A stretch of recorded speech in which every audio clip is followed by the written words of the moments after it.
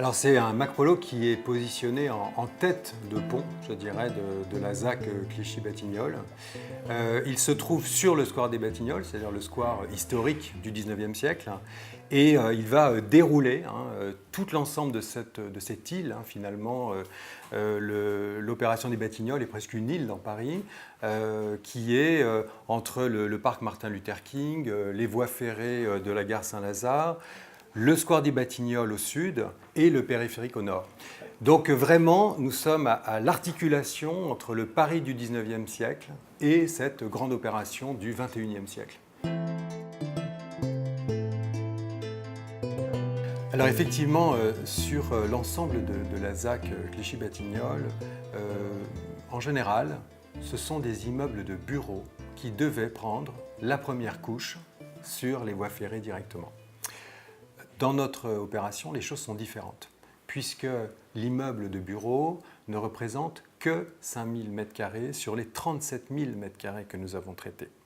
Ce qui fait que, forcément, dans le programme assez complexe que nous avions à traiter, le logement devait, tôt ou tard, donner plus ou moins sur les voies ferrées. Nous avons vraiment mis tous les logements temporaires le plus près des voies ferrées pour protéger les logements familiaux qui sont des logements sur lesquels, évidemment, on va vivre pendant plusieurs années.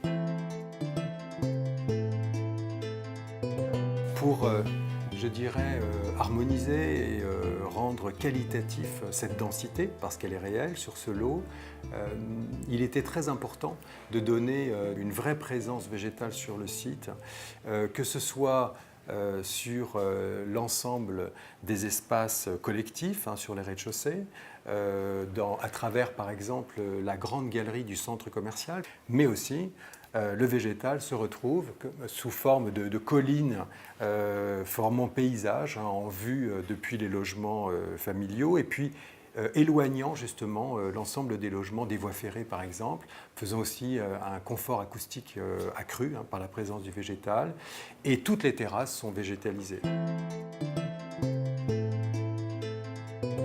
Le lot 1, effectivement, est particulièrement complexe. Pourquoi? Parce qu'il commence au niveau de la rue Cardinet et est posé sur un petit morceau de pleine terre.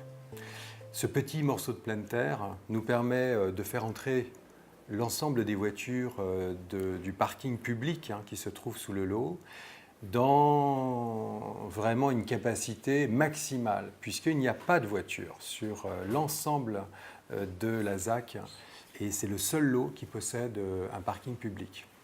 Et puis, il y a aussi la sortie du métro, que nous avons intégrée dans un grand hall commercial. Il y a la présence du centre commercial qui se doit d'être vivant, actif pour le succès de notre opération, mais surtout le succès du quartier.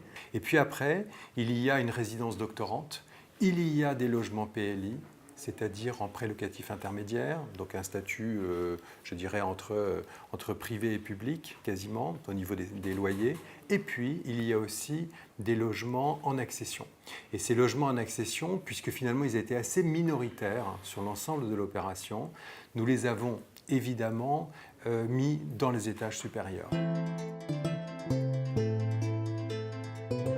Sur le lot 1, nous voulions, car le raccord avec le Paris du 19e siècle nous semblait fondamental, à la fois utiliser une trame très sobre, qui ne vienne pas attaquer, je dirais, les immeubles haussmanniens, et nous avons utilisé le béton blanc préfabriqué. C'est une pierre du 21e siècle, c'est finalement le classicisme de l'architecture contemporaine, mais aussi une matière, une épaisseur, une noblesse du matériau qui est d'ailleurs confirmée aujourd'hui par sa mise en œuvre, puisqu'on a déjà beaucoup avancé sur le chantier. Et ce matériau blanc qui est très bien terminé, très bien fini, construit par l'entreprise Bouygues, pour l'instant est très satisfaisant. Alors, le lot 1 n'a rien de particulier si on parle de la manière dont on porte, dans le sens où on a choisi la structure béton pour résoudre la complexité extrêmement importante de l'opération.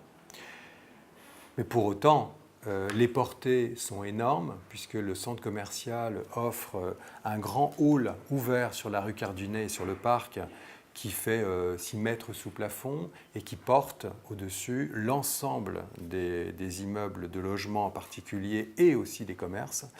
Ce qui fait que les portées sont énormes. La montée sur la dalle SNCF, les 10 mètres, impose des contraintes techniques très importantes. Et le joint entre la partie en pleine terre et la partie sur dalle était une autre contrainte technique très importante. Donc il y a surtout des éléments de portée qui sont assez exceptionnels sur le projet.